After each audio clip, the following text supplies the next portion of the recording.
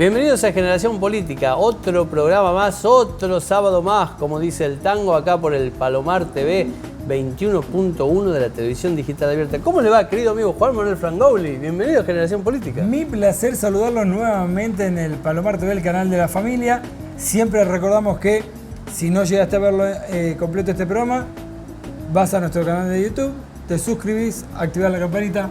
Ya que está, nos pones un me gusta, que a nosotros nos viene bien, fortalece el corazón en esta tarea militante. Es cierto. Y en el día de la fecha vamos a militar políticamente como siempre desde la comunicación. Cuénteme, ¿qué tenemos hoy en Generación Política? Hoy vamos a tener una nota, una entrevista que no la pueden obviar, no pueden perdérsela.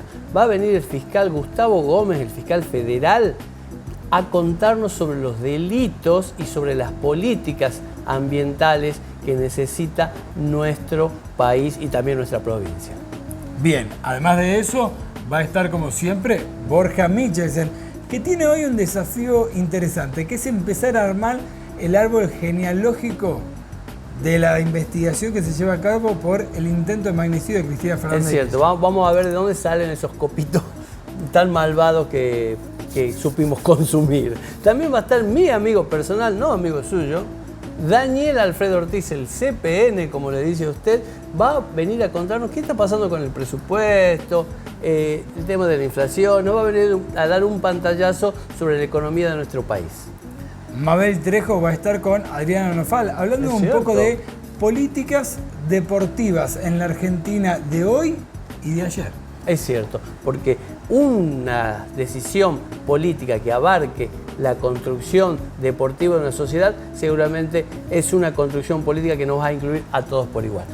Dicho esto y mucho más en Generación Política, quédate ahí, estamos en el 21.1 de la TDA.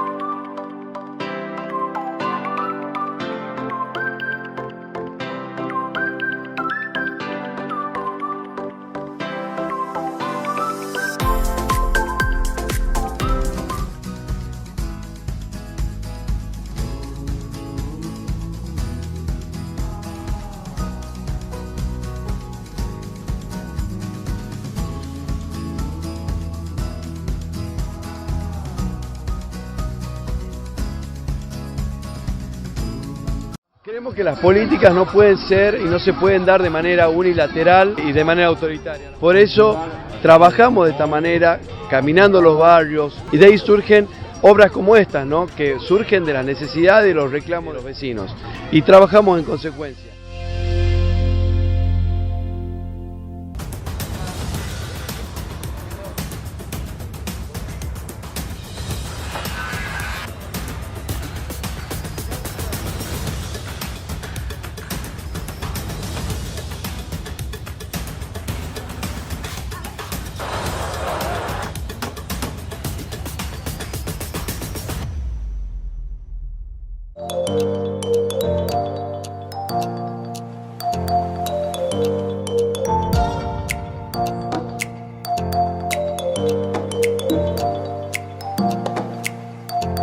Nadie puede esperar que todo el mundo te quiera. Es muy difícil. Lo que yo elegí es quienes quiero que me quieran. Y yo quiero que me quiera el pueblo, en definitiva, y los trabajadores, y los jóvenes.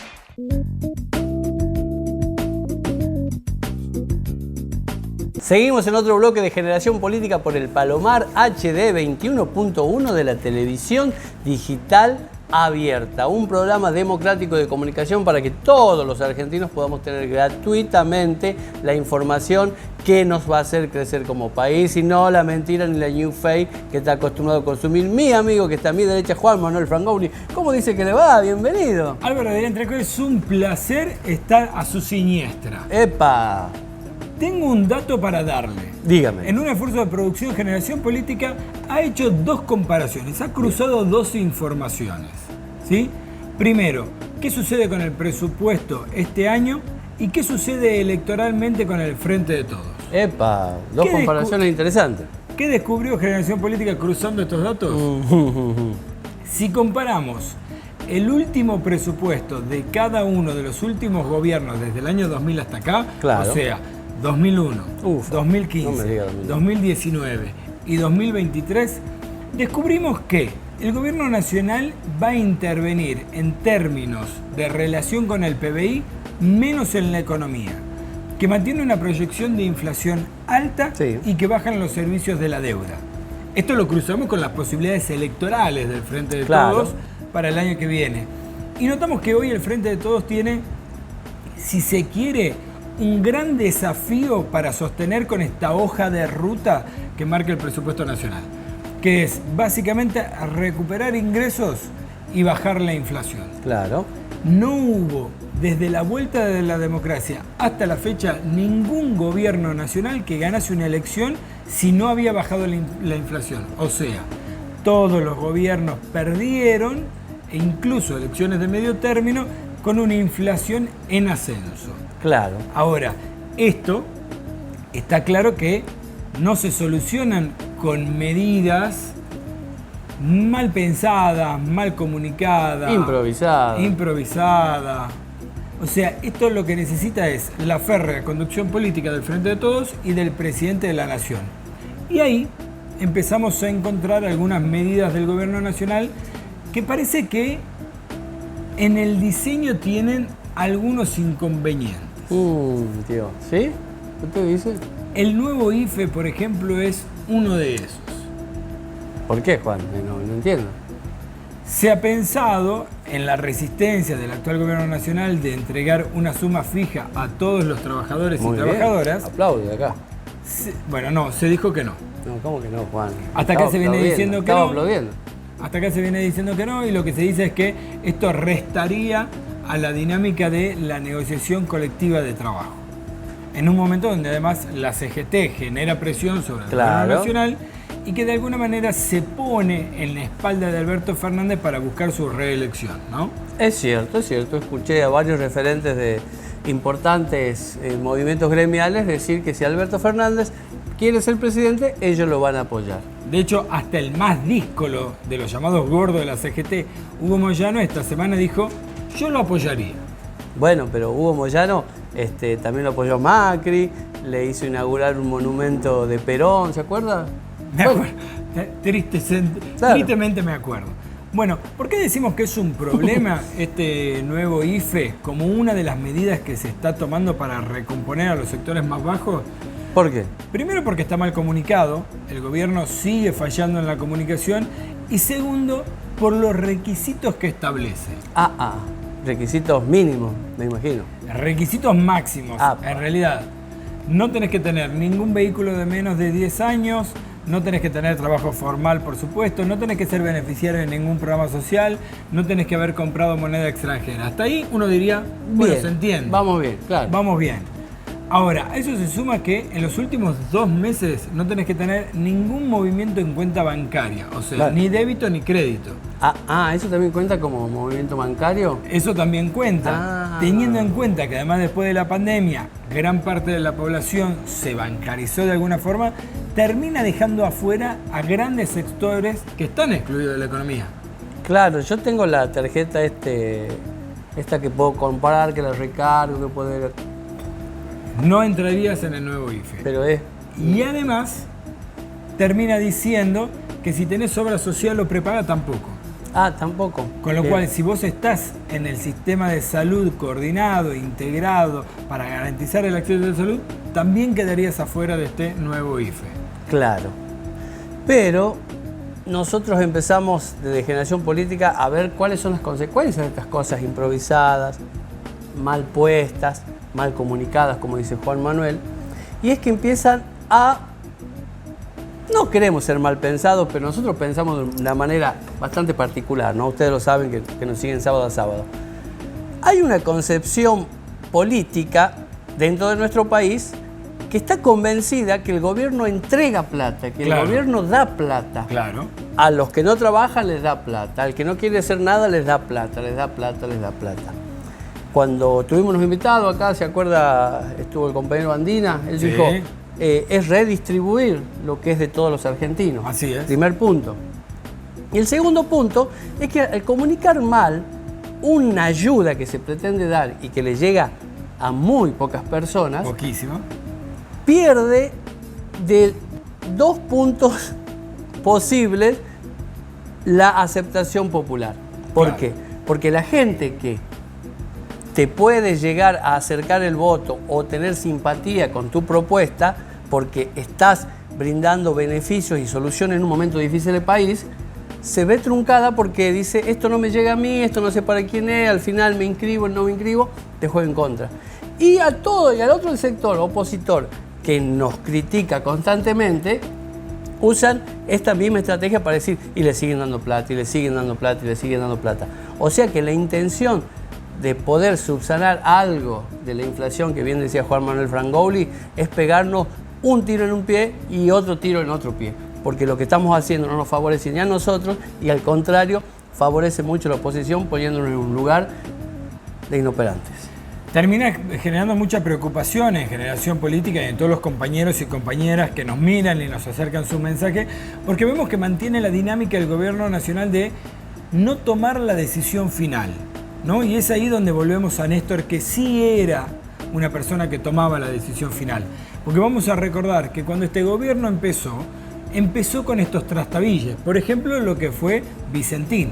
Claro. Vicentín se comunicó como una expropiación en medio de un proceso de concurso de una de las empresas fijadoras de precios de la mesa de los argentinos. Entonces, pero esa parte no se la comunicó bien. No, tal cual. Entonces, al decir te expropio, es decir, te Claro. quito.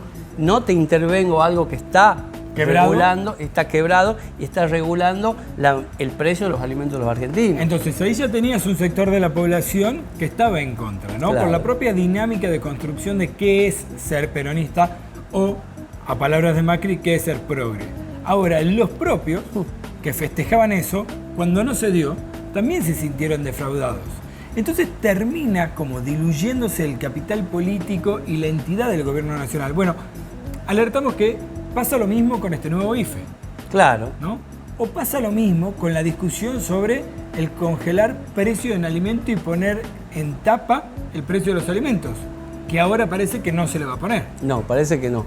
También empezamos a tener una doble postura cuando hablamos del impuesto a la ganancia sobre el Poder Judicial, ¿no? Tenemos a la izquierda que vota conjuntamente con la derecha y nosotros que tenemos un verticalismo político empezamos a encontrar fisuras.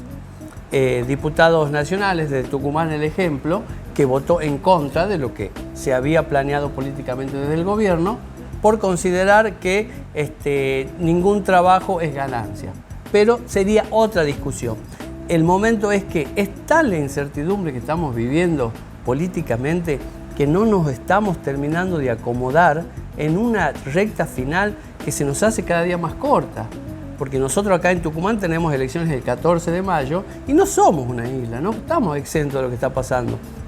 Y a nivel nacional también la brecha se va acortando. Y si, como dice Juan, no se toman medidas políticas, efectivas, bien comunicadas y sobre todo que sean muy inclusivas, no creo que la inflación y sobre todo la alegría para ir a votar cuando nos toque a nivel nacional sea la que necesitamos para llevar el gobierno adelante. Así es, y quiero volver a esto último que bien decías vos, Álvaro. Fíjate cómo nuevamente parece que el gobierno nacional se pega un tiro en el pie, como dijimos nosotros, y lo decimos en sorna, en broma, que se entienda bien, porque ¿qué se termina comunicando de la aprobación del presupuesto? No que el gobierno pudo ampliar la posibilidad de negociación en la Cámara de Diputados y sacar un presupuesto como no se sacó el año pasado, sino se ha vivido la aprobación del presupuesto como una nueva derrota. Claro. Aunque no lo fuese, ¿no? Entonces termina de vuelta el gobierno diluyendo su capital político y la posibilidad de avanzar con decisiones firmes como las que se necesitan ahora, de las que vos hablabas. No puedo menos que reírme, Juan, ¿no? Porque cuando se acuerda el año pasado que estuvimos sin presupuesto, porque la oposición, el macrismo, el radicalismo no nos dieron presupuesto. Bueno, el presupuesto que estaba lo empezó a manejar Juan Mansur, el jefe de gabinete, Mansur, claro. A nivel discrecional, porque así lo dice la ley, si no está el presupuesto. Asigna partidas, sí. Exactamente. Y se dieron cuenta que le habían dado la lapicera con todos los cheques en blanco. Así que ahora volvieron a votar y nos votaron el presupuesto. Un presupuesto acordado en el cual nosotros nos estamos dando cuenta de que ellos nos siguen marcando la agenda política de este gobierno, que es muy, muy, muy lamentable. A veces hay que volver al ejemplo que tenemos a mano. Y el ejemplo que tenemos a mano es Néstor Carlos Kirchner, que una vez electo viajó él en persona, acompañado por Daniel Filmus, para destrabar el primer conflicto que tenía, que era con trabajadores y trabajadoras de la educación en Entre Ríos. Y eso fue una decisión política, porque fue el tipo que dijo: proceda y descuelgue los cuadros de los genocidas, aunque la correlación de fuerzas no le diese, porque fue el tipo que le pagó al Fondo Monetario Internacional, porque tenía las reservas para hacerlo, pero para decirle chau al fondo. Fue el tipo que no fue tibio y no fue fuerte con los débiles y débiles con los fuertes.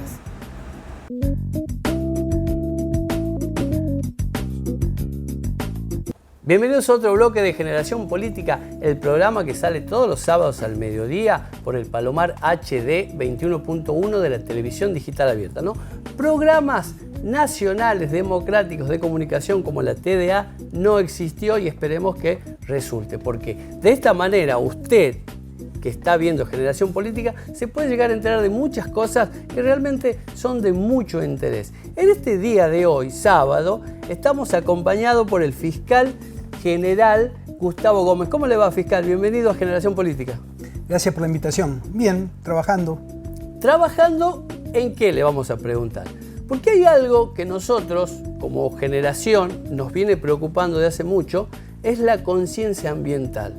No podemos obviar lo que está sucediendo con el cambio climático en nuestro planeta, cómo lo sufrimos en nuestro país y sobre todo en nuestra provincia. No podemos no dejar de ver la quema de cañaverales, el calor que cada vez hace más y el agobiante y la necesidad de tantos árboles y tanta vegetación que se está haciendo falta en nuestro país. Nosotros, como generación, pensamos a esto, a este valor, a este potencial que nosotros tenemos para la vida, no lo estamos cuidando. ¿Y qué es lo que se está haciendo para poder cuidar a eso dentro de la justicia y también dentro de las políticas? Algunos colegas de ustedes, los de La Vaca Mu, del periódico, pusieron un titular en el número anterior que decía: el fiscal Gómez, la ecología como cárcel. Es decir, yo soy de los que cree que vamos a tener a futuro que los delitos ambientales van a ser únicamente enfrentados con políticas carcelarias. La única manera de parar la contaminación es metiendo presos a los que están abusando de la salud de la planeta y de nosotros. Espere. Usted me está diciendo, fiscal, que a todo aquel que comete ese tipo de atrocidad contra todos nosotros no va preso. Hoy por hoy, gracias a que no tenemos una política adecuada en ese sentido, no va preso. Pero a futuro existe una posibilidad cierta porque no va a llevar a la emergencia. Claro. Va a ser una evolución parecida. ¿De dónde aprendimos todo esto? A ver. De los fiscales que trabajamos en los delitos de lesa humanidad en la época de la dictadura. ¿Usted trabajó ahí? Trabajo. Todavía tenemos muchas causas penales que se están haciendo los juicios orales en este momento y desde hace 20 años que estoy aquí. A mí me tocó desde la primera causa de pedir la inconstitucionalidad de la ley de evidencia de vida y Bien. punto final hasta ahora. Bien. ¿Y desde esa experiencia qué sacó con el tema del... Por ejemplo, todo lo que tiene que ver con la autoría mediata. En un delito ambiental, ¿por qué tenemos que meter preso a un gerente de tercera categoría si el que gana la plata contaminando es el presidente de la empresa? Bien, claro. Le pongo un ejemplo. Rocha Ferro es dueño de Ingenios Azucareros. Se está por hacer el juicio oral y público por los delitos de contaminación con vinaza en Santiago del Estero. Claro. Y Rocha Ferro es el que se tiene que sentar en el banquito de los acusados. Bien. No es el gerente de la planta. Claro, es decir, vamos a saltear la obediencia debida, es decir, no, a ver, a mí me mandaron, por eso yo hice, no. A ver, el responsable tiene que ser el cabeza que realiza negocios.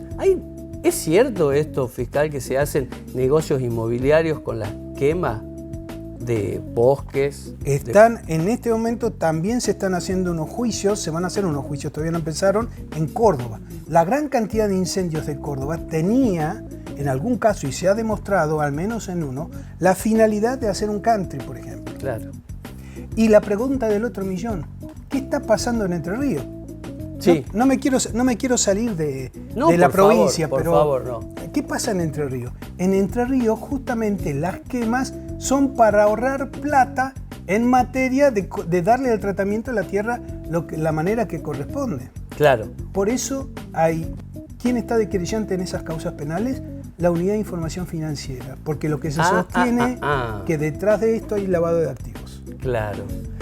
Nosotros tenemos una responsabilidad comunicacional acá de este programa y por eso es que quería mostrarlo a usted para que realmente empecemos a tomar dimensión de las cosas que a futuro deberíamos hacer.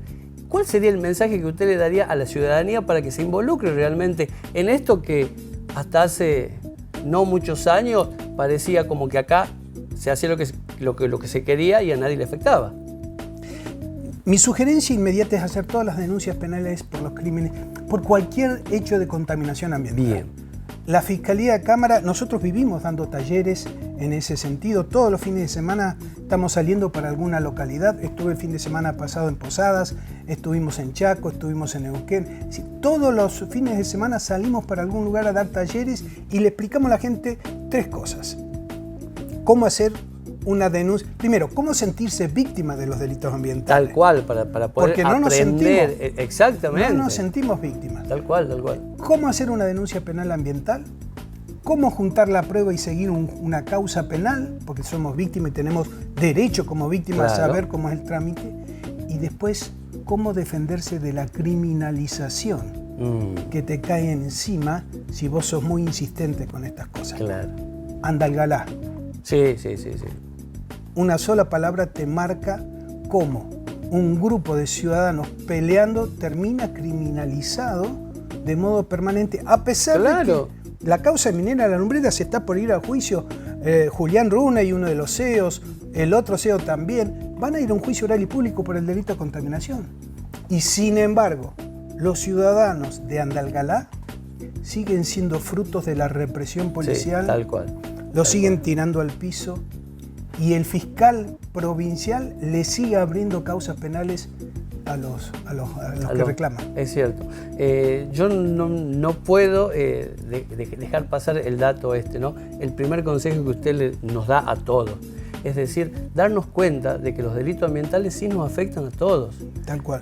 Y la segunda parte es decir, si a mí me roban el celular, yo voy a hacer la denuncia, voy a volver a la comisaría a preguntar si encontraron algo, porque realmente es algo que me compete y que no necesito recuperar.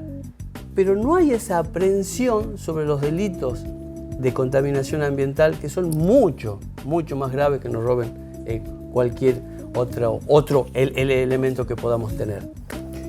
La verdad es que es así. Y a mí lo que más me preocupa es justamente que no nos llegan las denuncias. Claro. Todas las semanas nos están informando de quemas, por ejemplo, en la provincia. Sí. Se están abriendo las causas. ¿Tenemos denuncias por esas quemas? Se llena de humo la ruta. En Santiago del Estero, cuando hay quemas de ese tipo, se inician las causas penales inmediatamente. Acá no. Acá no, le pregunto a usted, ¿llegan las denuncias? No llegan. ¿Por qué no llegan las denuncias? Yo creo que nos falta eso. Nos falta sentirnos víctimas de un delito. Lo tomamos como una irregularidad administrativa. Yo tengo una teoría que dice, detrás de cada delito ambiental siempre hay un funcionario público corrupto. Bueno, a eso le quería llegar, ¿no? Nosotros no denunciamos esto porque realmente acá en Tucumán nunca pasa nada, nunca cae nadie preso, nadie se hace responsable de nada. Yo creo que sí. Acá ¿Tenemos antecedentes? Sí, claro. Acá a un intendente se lo condenó a 1 año de prisión por el manejo de un basural. A los dueños de un sanatorio se los condenó a 3 años de prisión por el manejo de los residuos patogénicos. Claro. Lo que pasa es que también cuidado, porque eso tampoco trasciende a los medios. Pero ¿son efectivas esas condenas? Yo creo, a mi modo de ver, sí. Es decir, el manejo de la basura de todas las grandes ciudades, si te fijas, hay ahora una empresa que se encarga de... Bueno, antes estaba en manos de los intendentes. Cuando vieron que había una condena, los intendentes dijeron... Claro, no me meto. Pero ese intendente, ¿fue preso o no? No, claro. Prisión en condena en suspenso. Claro. A ver, es que ese es el problema. No van a Villa Urquiza. No van a la cárcel. Pero el hecho de que tengan una condena ya es un gran éxito. Ya es una gran novedad en materia de crímenes ambientales. ¿A dónde podemos denunciar cualquiera de nosotros la quema de cañaverales o cualquier tipo de condición o de delito ambiental que tengamos? Al correo electrónico agomez@mpf.gov.ar, si lo quieren poner en el prompt. ¿Lo vamos a hacer? O a los teléfonos de la Fiscalía de Cámara. Nosotros incluso recibimos denuncias anónimas en esos teléfonos, en esos correos electrónicos, y aun cuando sean anónimos les damos trámite. Perfecto. No solo de eso, ¿no? También recibimos denuncias con temas de narcotráfico, etcétera. Pero... ¿Hay políticas en el país, te voy a preguntar en el país y en la provincia también, que nos estén resguardando sobre estos delitos ambientales? No, yo creo que justamente es exactamente lo contrario. ¿Cómo lo contrario? A ver, volvemos a Entre Ríos. Volvamos a Entre Ríos. Año 2020. Sí. La Corte Suprema, con un recurso de amparo, algo que yo nunca aconsejo, saca una sentencia y dice a los gobiernos de Entre Ríos, Santa Fe, Provincia de Buenos Aires, el Intendente Rosario, Intendente Victoria, conformen una comisión para que analicen todas las medidas que fueran menester para evitar la quema de, en ese momento, 170.000 hectáreas. Año 2022. Eso es una sentencia de la Corte. Sí, pasaron 2 años. 2022, prende fuego todo el sur de Entre Ríos. De nuevo. ¿Qué hace la Corte Suprema? Manda una nota al juzgado y le dice, ¿han cumplido con esta sentencia? Del otro lado, cric, cric. Claro. No se cumplió. ¿Sabes una cosa? Eso es un delito. No cumplir un fallo de la Corte Suprema de Justicia de la Nación es un delito. Y es un delito que se tiene que abrir contra estos funcionarios públicos que como política ambiental miran para el costado. Doctor, ¿tenemos esperanza de que esto empiece a tener la relevancia y sobre todo las consecuencias que necesitamos para parar esto? Yo sí. Si no tuviera andalgalenses, yo te diría que no. Si no tuviéramos pueblos originarios como los que tenemos, los mapuches defendiendo a Neuquén en contra del fracking, si no tuviéramos la gente en Entre Ríos peleando contra todas estas barbaridades, te diría que no. Pero que tenemos esa gente. La esperanza está en el ciudadano de a pie. Muchísimas gracias. Un mensaje esperanzador y sobre todo empoderando, ¿no? Diciendo que podemos hacer las denuncias, tenemos dónde hacerlas y muy interesante lo que dijo, ¿no? Hacernos cargo y saber que las víctimas de estos delitos ambientales somos todos nosotros.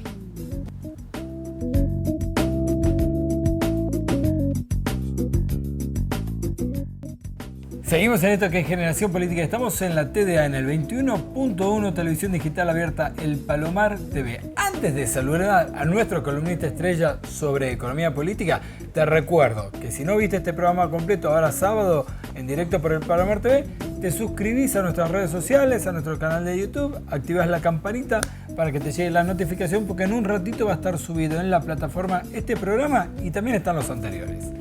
Ahora sí, me doy el gusto de saludar a Daniel Alfredo Ortiz, CPN Daniel Alfredo Ortiz. ¿Cómo está mi querido Juan Manuel? Bien y no sé si preocupado. Ajá. ¿Qué le anda pasando? Así que le pregunto. ¿Qué le anda pasando, diría el médico? Acá está mi psicólogo de las finanzas. Sesión maratónica en diputados, así Congreso de la Nación. Sergio Massa ha logrado destrabar en una fuerte pulseada el presupuesto nacional. Así es. Primero, ¿qué significa tener presupuesto para el año que viene, que es un año electoral, después de no haberlo tenido este año? ¿Y qué opinás de este presupuesto? Porque se han dicho muchas cosas.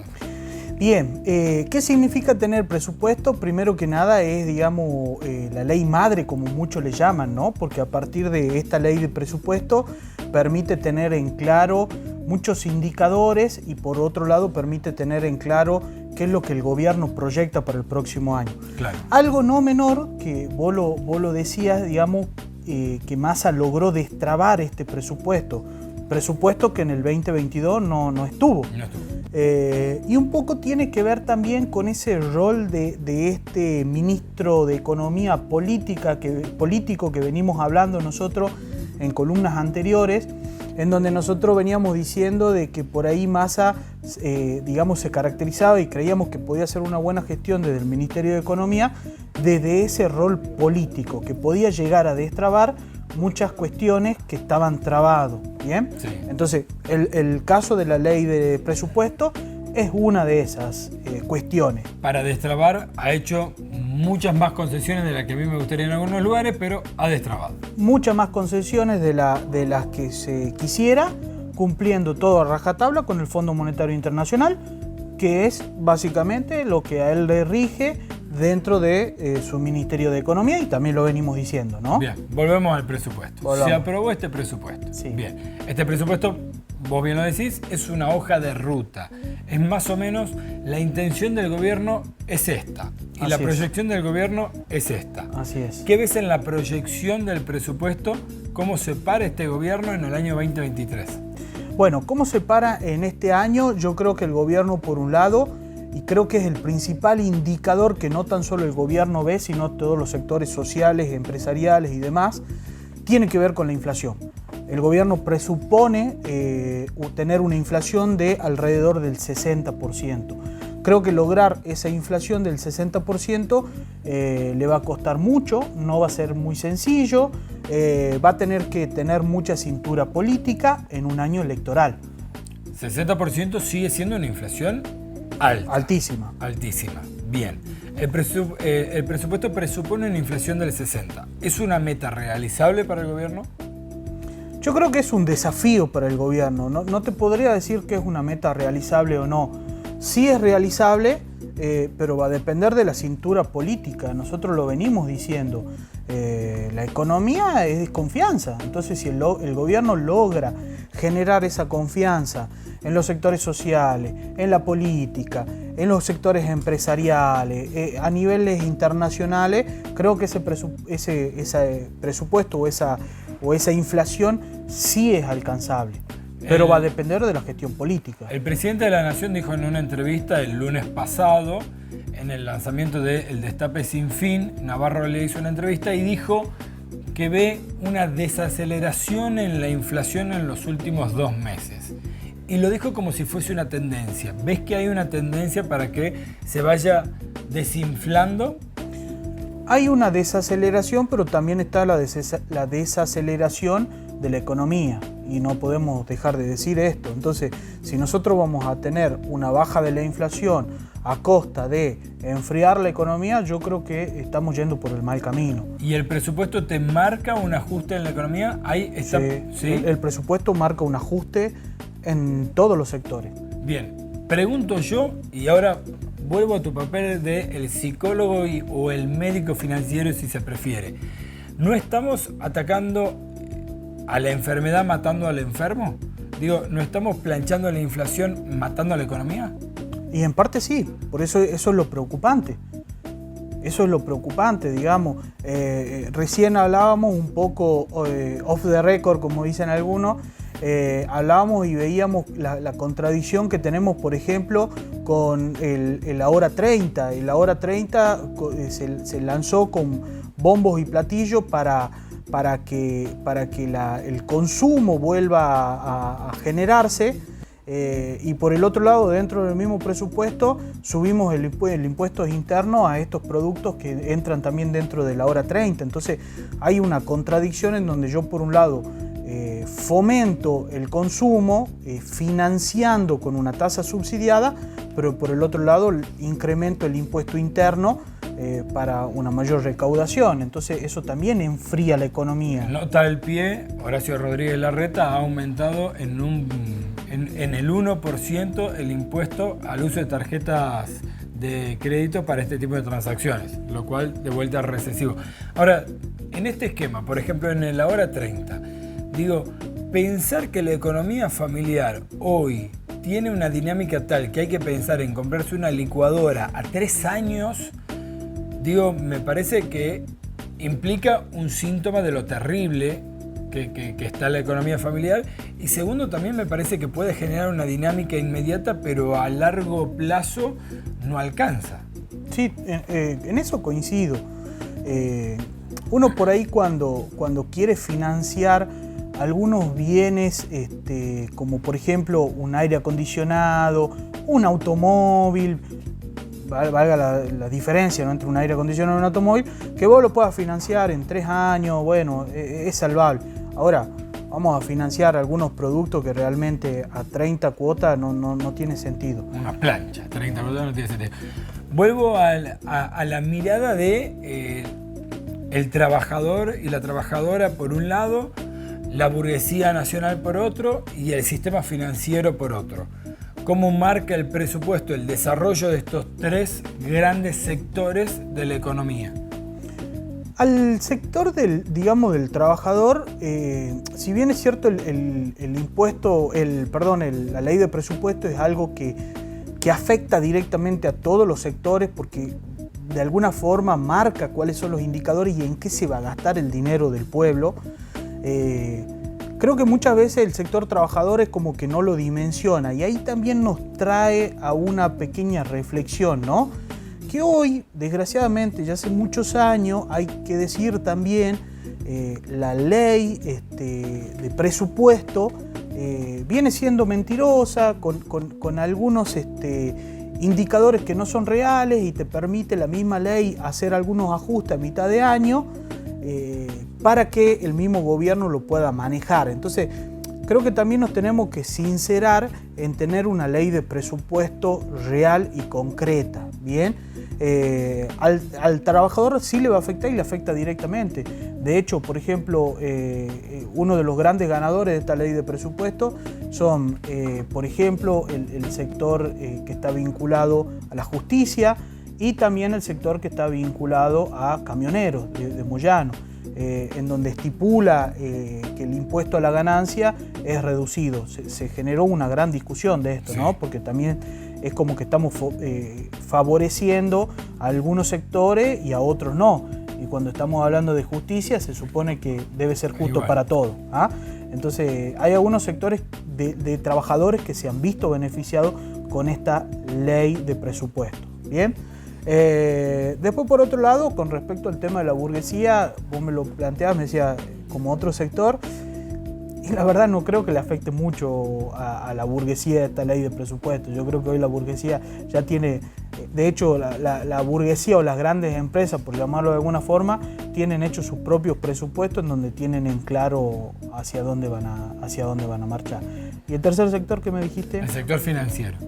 Bueno, y el sector financiero, creo que claramente sí hay una señal en el sector financiero en donde lo que se busca es el financiamiento de bienes de consumo, que eso favorece el sector financiero, sin lugar a duda. Quiero hacerte una última pregunta para ir redondeando. Esta ley de presupuesto marca un horizonte, como vos decís, te marca las pautas generales y tiene una serie de presupuestos, ¿sí?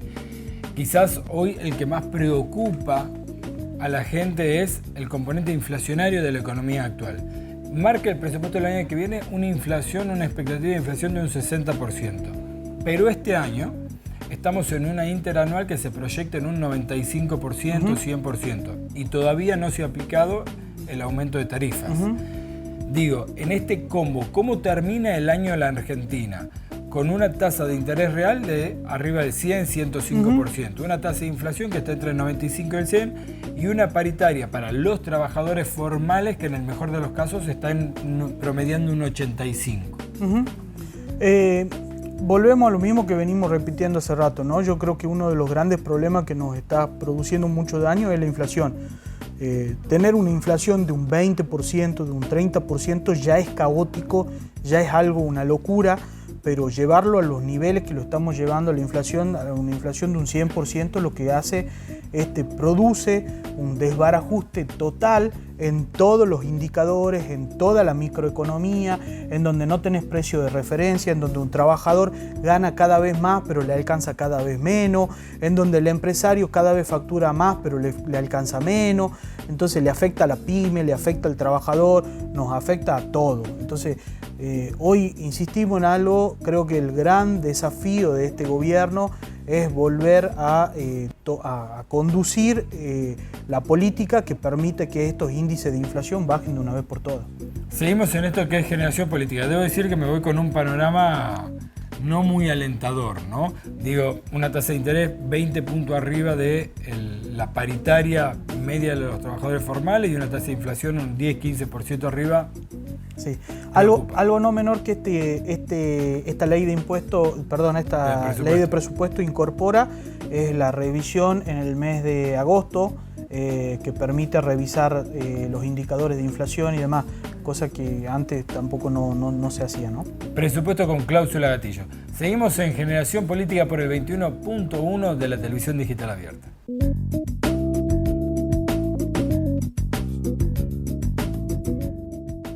Y en Generación Política continuamos con todo lo que usted, que está del otro lado, tiene que saber. Porque en Tucumán pasan cosas buenas. Y en la parte deportiva pasan cosas espectaculares con las cuales vamos a conversar. Contarles y que ustedes se interioricen. Estamos con la profe Adriana Nofal. ¿Cómo estás, Adriana, querida? Hola, Mabel, amiga, querida. Un placer estar acá. Si hay alguien que sabe de deportes y cómo se tiene que hacer inclusión, diversidad, peronismo, es la profe Adriana Nofal. Y Adriana está haciendo ahora una movida muy importante en la cual pueden participar todos. Esta movida se llama... Diplomatura en Entrenamiento Deportivo. Diplomatura en Entrenamiento Deportivo. Ah, pero debe ser muy alto nivel. No, yo no puedo. No. Vos podés estar también. ¿Los que nos están escuchando? También. Esto surge, es una idea y es las bases de nuestra fundación del deporte para todos, el deporte inclusivo y la capacitación de toda la comunidad para desarrollar el deporte. Necesitamos agentes deportivos, que sea toda esa gente que por ahí, viste, es el abuelo que hacía boxeo, ahora les enseña a los chicos en un club de barrio. A ese abuelo hay que capacitarlo para que sepa lo que es el liderazgo, lo que es la fisiología. Bueno, toda esa formación la damos en las capacitaciones de la Fundación. Hay mucha gente del interior que nos ve a través de estos videos y mucho más en nuestras redes y en el canal de TDA.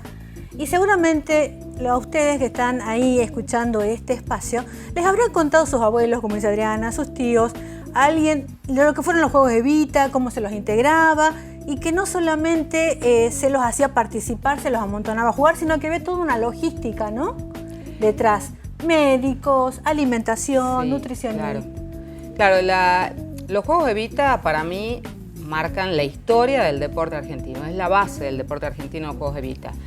Aparte porque, tienen mi corazón los Juegos Evita, Eva tiene mi corazón y realmente la idea, el diseño de esa política pública es maravillosa porque ellos empiezan con un programa diseñado para hacer un relevamiento de la salud de niñas y niños y termina siendo la base del deporte en el país, en toda la nación.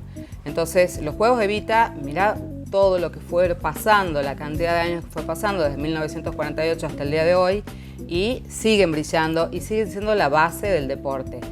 Desde ahí tenemos grandes glorias deportivas a nivel nacional, nuestro querido Diego Maradona, lo tenemos a Brian Toledo también como uno de los grandes talentos encontrados en los Juegos Evita.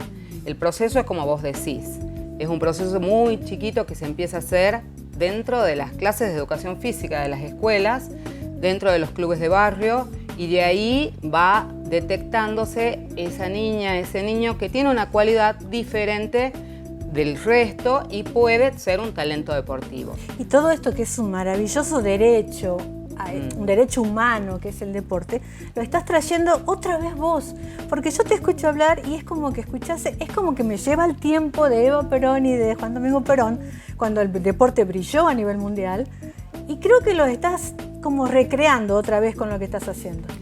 El deporte en los gobiernos peronistas realmente siempre han brillado. Ha formado parte de la agenda de los gobiernos peronistas nacionales. Siempre, tanto los últimos gobiernos peronistas que hemos tenido de Néstor, el deporte ha brillado. En la época de Carlos Saúl también ha sido un aporte muy grande que hizo al deporte. En el gobierno de Menem, sobre todo al deporte del alto rendimiento, en la infraestructura deportiva también, que es muy importante, la infraestructura deportiva de alto rendimiento. Los clubes de barrios son muy buenos, son el corazón de los barrios, pero la infraestructura de alto rendimiento también nos pone en un nivel mayor del deporte. Entonces, un poquito esto, mira cómo en la misma charla se va armando esta comunidad organizada, ¿no? El club de barrio, los juegos Evita, el alto rendimiento, la infraestructura para alto rendimiento. Y así es como se debe construir el deporte de una nación. Uy, la profe nos trae la palabra mágica, comunidad organizada, porque si no hay una comunidad organizada, si no estamos todos adentro trabajando por un mismo objetivo, es muy difícil que los resultados se den. ¿Quiénes están pensando junto con vos que hay que formar líderes deportivos? ¿Por qué se está pensando en formar? ¿Qué pasa? ¿Está haciendo agua un poco el tema? Mira, lo que pasa es que las capacitaciones tienen que tener cierta seriedad, tienen que tener una base, tienen que tener un respaldo, no tan solo en la teoría, sino grandes líderes que tienen el respaldo de su trayectoria profesional, ¿no? Nosotros en la Fundación, nuestro director de capacitaciones es el Magíster Horacio Anselmi. Bueno, y él tiene una trayectoria que puede respaldar todo lo que él dice, ¿no? Entonces, eso es lo que buscamos. La virtualidad es fantástico, todo el mundo llega a todos lados. El problema es, bueno, por ahí los influencers, qué capacidad tienen para enseñar. La enseñanza es algo muy complejo, ¿no? Todos tenemos esa posibilidad de enseñar y de formar capacitadores. Entonces, bueno, por ahí nosotros queremos marcar esa diferencia de que las capacitaciones que encaramos las hacemos con una formación y con un respaldo grande. Hay formación, hay especialistas. En otro programa vamos a hablar con Adriana sobre qué está haciendo la Fundación Deportiva que ella administra.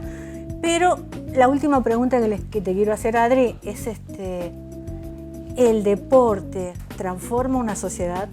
El deporte transforma 100%, mirá de rápido que te contesto. Bien. El deporte transforma la sociedad, por donde vos lo busques, el deporte como un derecho, el deporte como un formador, el deporte con sus valores, amistad, respeto, bueno, un proyecto que salga desde lo social para bajar los niveles de inseguridad, para bajar los niveles de depresión que puede tener hoy la sociedad.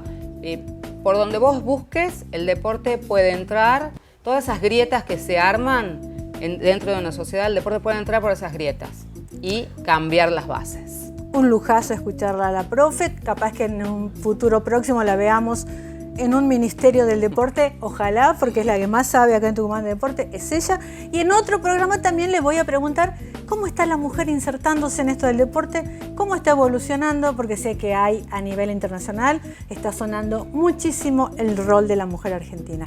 Bueno, yo los invito para otro programa de Generación Política, donde le consultaremos a la profe Adriana Nofal sobre otros temas que seguramente a vos, a mí, a todos los que están ahí, les va a seguir interesando. Y seguimos, por supuesto, en Generación Política.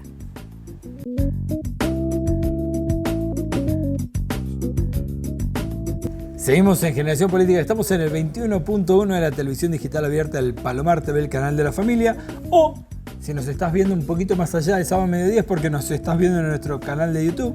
Entraste, te suscribiste, seguro que nos pusiste like y activaste la campanita, gracias por hacerlo.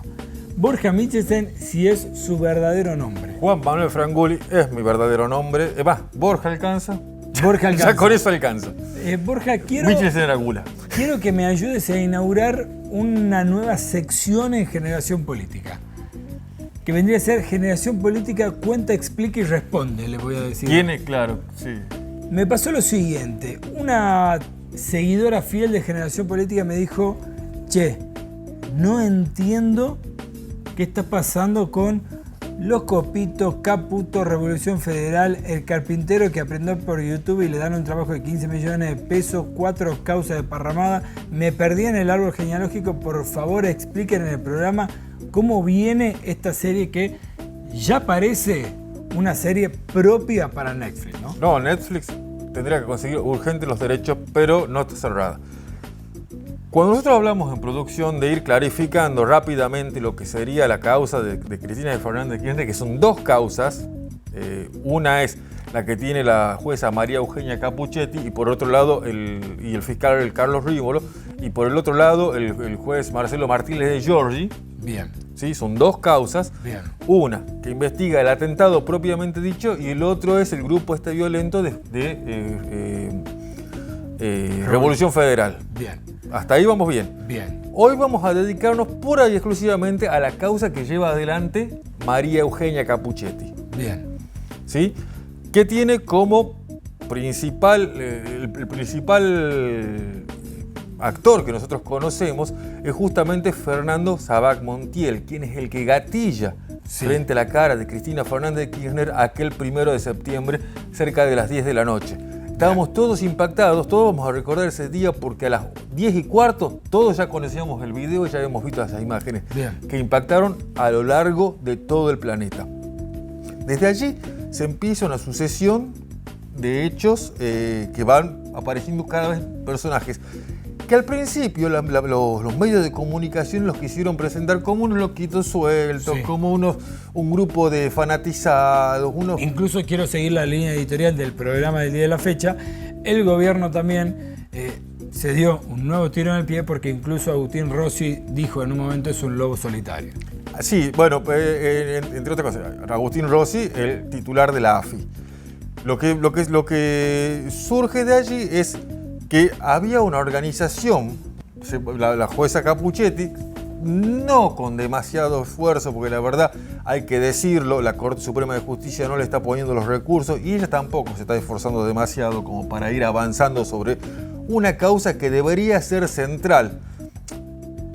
Paréntesis, apreciación mía, de Borja Michelsen, se habla de los mapuches como terroristas, pero el mote de terrorista a un tipo que le ha gatillado en la cara a Cristina Fernández de Kirchner no se lo puso todavía ningún medio de comunicación. Cierto es. Bien. ¿Sí? Y hay una planificación. Se está mostrando una planificación, se está mostrando una organización. Segunda actriz, Brenda Uriarte. ¿Quién es Brenda Uriarte? La pareja de Sabac Montiel. Sí. Un personaje... Pareja de varios. Sí, pero eso es circunstancial y eso es lo que se ha querido mostrar mucho en los medios de comunicación. Lo cierto es que es un personaje también oscuro, pero si vos seguís jalando aparece la tercera personaje, que es Agustina Díaz, con quien se mensajea Brenda Uriarte, y Agustina Díaz le dice que borre todos los contenidos que tiene en su teléfono. Bien. Que la podían inculpar porque ellos venían buscando alquilar un departamento en Recoleta. Personas que vivían al día, personas que vendían copitos de nieve, como le dicen, o lo que nosotros conocemos como algodón de azúcar. Bien, hasta acá voy a repasar. La jueza Capuchetti, única jueza nombrada íntegramente en su proceso de selección durante el gobierno de Mauricio Macri, sin que la Corte Suprema de Justicia de la Nación ayude en la investigación de la causa y rechazando ella la unificación de las causas para tener una mirada global, lleva una investigación lenta y perezosa en donde aparece Fernando Sabac Montiel, que lo detienen los militantes, su primera cómplice, Brenda Uriarte, que además tiene una red de contactos, ¿sí? Y Agustina Díaz, que buscaban alquilar un departamento de Recoleta que vale miles de dólares solo el alquiler, mientras vendían copos de algodón de azúcar. Exactamente. Y acá aparece el tercer... me olvidaba, otro paréntesis con la jueza Capuchetti. Era de transitar mucho los pasillos de la AFI. Bien. Para que vayamos sabiendo, en tiempo macrista. De Gustavo Rivas y Silvia Magdalanis, que era el señor número 5 y la señora número 8, los titulares, y la segunda número 2 de la AFI macrista. Bien. Aparece un tercer personaje en este grupo, que se va volviendo más siniestro. El dueño de la fábrica, de la máquina para hacer los algodón de azúcar. Bien.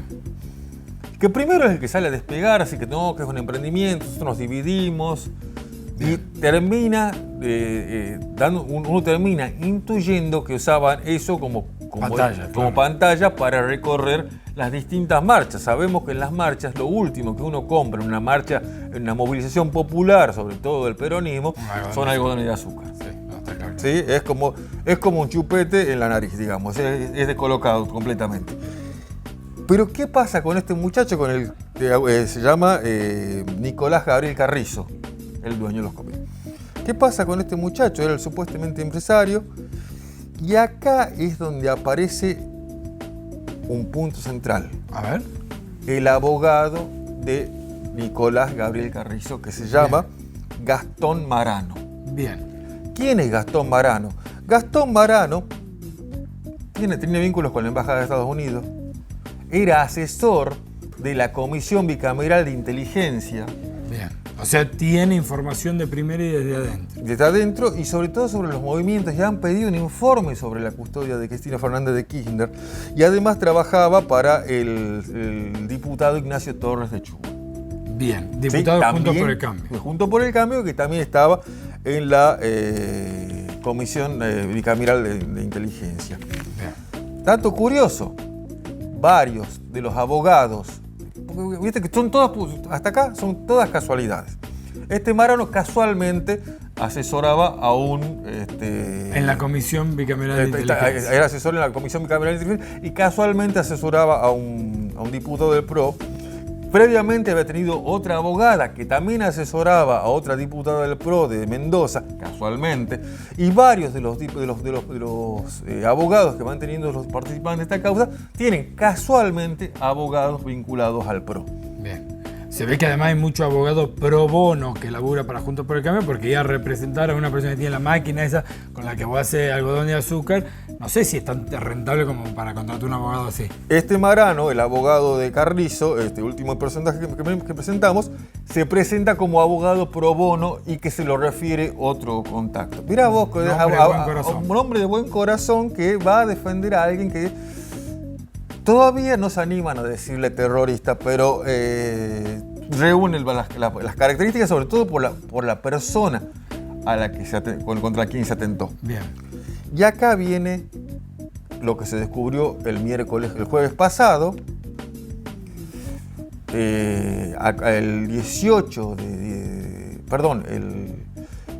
en septiembre, a días de comenzada la causa con el atentado Cristina, se presenta un testigo protegido, y muestra un mensaje de WhatsApp que él le manda a un conocido diciéndole a las 10:50 del 1 de septiembre, hoy lo escuché a Gerardo Milman decir, después cuando le estén matando, yo voy a estar viajando a la costa. A ver. Los abogados de la Bicameral de Inteligencia, Juntos por el Cambio, que representan al dueño de la máquina de algodón de azúcar. Quiero que nos grafiquemos ese tachón de metal en donde vos girás el palito de caña de azúcar, sale el algodón de azúcar. Bueno, esa persona que va a alquilar un departamento en Recoleta, ¿sí? Que en realidad tiene vinculación al frente en diagonal donde vive Cristina Kirchner y después una vinculación en el departamento de arriba, la famosa vecina. La famosa foto. Estamos obviando varios personajes, pero acá lo curioso es que este testigo presencia cuando Gerardo Milman, diputado radical de Chubut, de Juntos por el Cambio, ¿sí? Radical, ex número 2 de Patricia Bullrich en el Ministerio de Seguridad, cuando mataron a Rafael Nahuel por la espalda y estuvieron frente a los operativos en los que perdió la vida Santiago Maldonado. Este tipo de personajes, el que tiene, que borró el Twitter, ahora vamos a ir a un punto central de la participación de este diputado, el testigo dice que él lo escuchó cuando él decía, cuando la estén matando, yo voy a estar viajando a la costa. Bien, entiendo yo que además se ha cruzado información y efectivamente viajó a la costa, de hecho estaba en Pinamar en el momento del intento de magnicidio, estuvo en el bar que se dice que estuvo donde fue la conversación. El testigo dijo que estaba con 2 personas y pidió, porque se fijó que había cámaras, en el bar Casablanca, que está enfrente del Congreso de la Nación, en Rivadavia 1901, de la Ciudad Autónoma de Buenos Aires. Y ahí se ven en las cámaras cuando Milman entra al bar con 2 mujeres. Y se ve que eso ocurrió. Las citan a las 2 mujeres y estas mujeres dicen no sabemos nada, no sabemos qué pasó. Cuando las confrontan contra las imágenes, sí, bueno, sí, estuvimos. Algo dijo que se iba a la costa porque tenían un encuentro con dirigentes de la... No me acordaba que había ido al bar. No me acordaba, algo dijo. Bueno, y después aparece en las cámaras y dice, bueno, es sí, un pero... testigo cable. ¿Qué pasó? Y 3 datos centrales para ir cerrando este problema, porque este diputado va a tener que dar muchísimas explicaciones. 18 de agosto, este diputado dice, entre otras cosas, que hay que reforzar la seguridad de Cristina y de todos los actuantes jueces, fiscales y periodistas que estén involucrados en el caso Vialidad. Y sobre todo, la seguridad de Cristina Fernández de Kirchner no vaya a ser, y uso la palabra que usa él, un vanguardista quiera hacer un atentado contra Cristina Fernández de Kirchner. O sea, él de alguna manera advierte que que puede suceder algo. El 18 de agosto, 12 días antes. El 30 de agosto, 2 días antes, le cuestiona a Aníbal Fernández sobre la custodia y cuántos custodias tiene Cristina Fernández de Kirchner. Y el 2 de septiembre, ya una vez consumado el atentado contra Cristina Fernández, el fallido atentado por suerte contra Cristina Fernández de Kirchner, pregunta, ¿y qué están haciendo con la custodia de Cristina Fernández? Un ser realmente que tendrá que dar muchas explicaciones a la justicia, y este caso se amplíe. Y estamos hablando solamente de 4 o 5 personajes de la causa que tiene María Eugenia Capuchetti, porque por otro lado, el juez Marcelo Martínez de Giorgi tiene toda la información sobre Revolución Federal y los contactos con la familia Caputo y una carpintería fantasma. Es un caso escabroso y llama la atención profundamente que estos personajes no sean considerados terroristas. Bien, el siguiente capítulo de Generación Política vamos a ir, si vos me permitís, por la otra parte de la investigación del intento de magnicidio contra Cristina Fernández de Kirchner, donde un carpintero que no es carpintero, que aprendió a clavar por YouTube y tenía 2 maderas en el taller, Caputo, hermano de la vida de Macri, le da 15 millones de pesos para que le haga 2 sillas. Otra casualidad, también de Juntos por el Cambio.